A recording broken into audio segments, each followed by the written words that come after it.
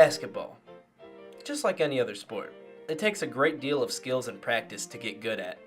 Of course, anybody can pick up a ball and throw it at a rim, but in this video, I'll explain how to properly and fundamentally shoot a basketball. Today, our friend Ben Hafer will help act as a visual aid to help illustrate the proper shooting form. We are also joined by resident rebounder Cam Varner.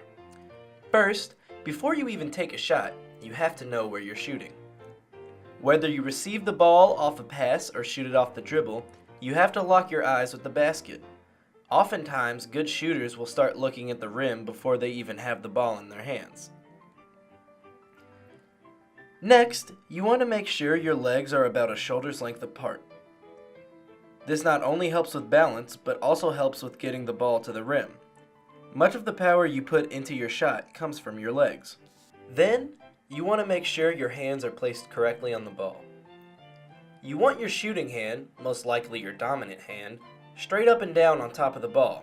Your other hand, or your guiding hand, is there to hold the ball in place as you move it up to shoot. Your guide hand provides no power in your shot. It's only there to help you control the ball.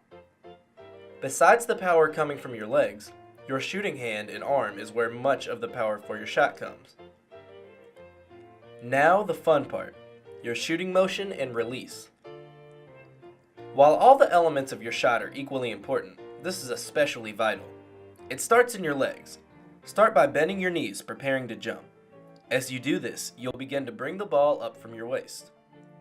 While you're bringing the ball up, you start to jump. You want the ball to come up in front of your head, not above nor behind. As you jump in the air, your arms should still be rising, keeping your elbow in towards your body with the ball right above it.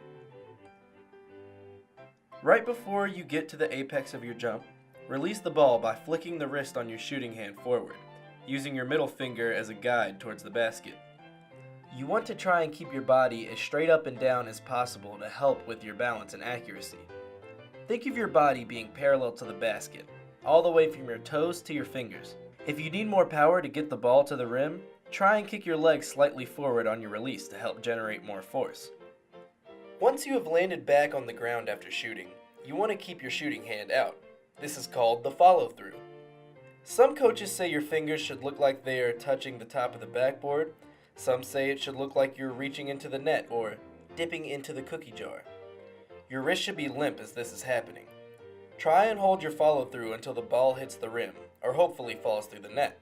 Now, everyone shoots the ball differently. Some of the best shooters in the NBA have some of the most unconventional shot form. However, they can get away with it because they got lucky enough to have the raw talent mixed with the hours upon hours of putting up thousands of shots throughout their life. These 5 steps are how you fundamentally shoot a basketball, but you, the shooter, have to tweak your form and find out what works best for you. Maybe you have your legs a little closer together. Maybe you release the ball above your head. Maybe your elbow tends to slightly bow out when you shoot. If you find something that makes you shoot the ball better than the fundamental way, by all means use it to your advantage. But starting off by knowing the basics of what it takes to shoot a ball will ultimately help you in the long run.